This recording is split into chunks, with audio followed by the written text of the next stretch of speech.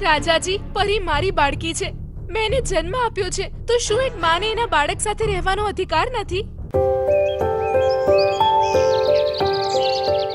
અત્યાર સુધી તમે જોયું કે લુસીની મમ્મીની વાત સાચી થઈ જ ગઈ અને પરીની માં રાણી ચકલી પરીને શોધવા માટે લુસીના ઘરે આવી જ ગઈ. હવે આગળ અને જેમ બધા કહે છે તેમ જ થાય છે. પરી ચકલીની માં આવી જાય છે. અમારી બાળકી છે, એને મને પાછી આપી દો.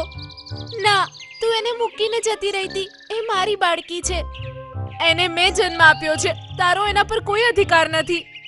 ના, ખાલી જન્મ આપવાથી કંઈ ન થાય. તું તો પરીને ઝાડ પર મૂકીને જતી રહી હતી અને જ્યારે એ ઈંડામાંથી નીકળી તો એણે મારું મોઢું જોયું હતું, એટલે મને માં માને છે અને હવે હું જ એની માં છું. તું આમ પરીને ના લઈ જઈ શકે. તું કંઈ પણ કરી લે, આ મારી બાળકી છે અને હું એને લઈને જ જઈશ. તે બંને વચ્ચે ઘણી ચર્ચા થઈ અને લુસી ચકલીએ પરીને જવા ન દીધી અને રાણી ચકલી ત્યાંથી ગુસ્સે થઈને જતી રહી. પોતાના માળામાં જઈને તે બોલી, કંઈક તો કરવું જ પડશે. પોતાની બાળકી માટે મેં એને જન્મ આપ્યો છે, એ મારી છે. કાલે હું ચકલીઓની સભા બોલાવીશ કે એના પર કોનો હક છે. રાણી ચકલી એક સભા બોલાવે છે અને આખી બાબત પોપટ રાજાની સામે કરી દે છે. રાજાજી, પરી મારી બાળકી છે. મેં એને જન્મ આપ્યો છે, તો શું એક માને એના બાળક સાથે રહેવાનો અધિકાર નથી? હક? કેવો હક? રાજાજી, જ્યારે એક માં પોતાના નવજાત બાળકને મૂકીને જતી રહે છે તો એનો એના પર કઈ રીતે હક હોઈ શકે? મેં આજ સુધી પરીનું ધ્યાન રાખ્યું છે, તો એની ઉપર મારો હક છે. ઉછેરવાથી કંઈ ન થાય. સગી માનો હક વધારે હોય છે અને આજે મને પોપટ રાજાથી ન્યાય જોઈએ છે. મેં બંને પક્ષોને ધ્યાનથી સાંભળ્યા અને પછી મેં નિર્ણય કર્યો છે કે રાણી ચકલીને પોતાની દીકરી સાથે કેટલાક દિવસ માટે રહેવાનો અધિકાર મળવો જોઈએ. જો કોઈ કારણવશ તે પોતાની દીકરીને સાચવવામાં સક્ષમ ન રહી કે પરી ચકલી તેને પોતાની માં નથી માનતી તો પરી પર ફક્ત લુસી ચકલીનો અધિકાર રહેશે.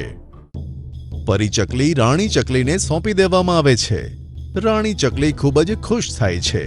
પરી મારી બાળકી, ચલ મારી સાથે. પરી અને રાણી બંને ઘરે પહોંચે છે.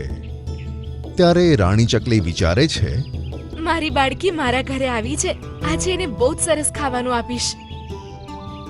રાણી ચકલી ખાવાનું તૈયાર કરીને પરીને બોલાવે છે.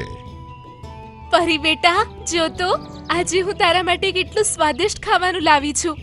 તું આ ખાઈને ખુશ થઈ જઈશ. તે 3-4 વાર પરીને બોલાવે છે પણ પરી નથી સાંભળતી. તો રાણી તેને આખા ઘરમાં શોધે છે પણ પરી તેને ઘરની બહાર એક ડાળ ઉપર બેઠેલી રડતી જોવા મળે છે. બેટા, રડે છે કેમ? ચલને જમી લે. મને ખાવાનું નથી જોઈતું. તમે જતા રહો અહીંયાથી. ચૂપચાપ ખાઈ લે. કીધું ને નથી ખાવું મારે. રાણી પરીને મારતા મારતા કહે છે જોઉં છું ક્યાં સુધી નથી ખાતી. અને ખાવાનું તેની સામે રાખીને જતી રહે છે. પરી પોતાના મનમાં વિચારે છે, આ મારી માં ના હોઈ શકે. કોઈ માં પોતાના બાળકને ના મારે. મને મારી માં પાસે જવું છે.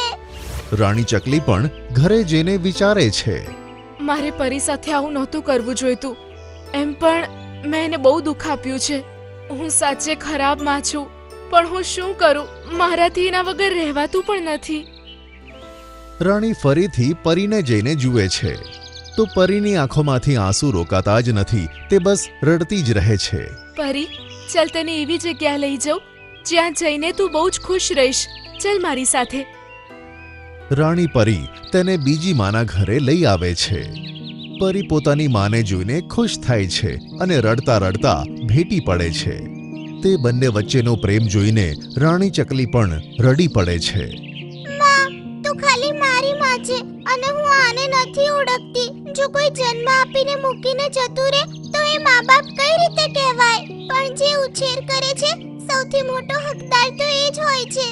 લુસી અને પરીની આવી મમતા જોઈને રાણીને પણ રડું આવ્યું અને તેને પોતાની ભૂલ સમજાઈ. મને માફ કરી દે.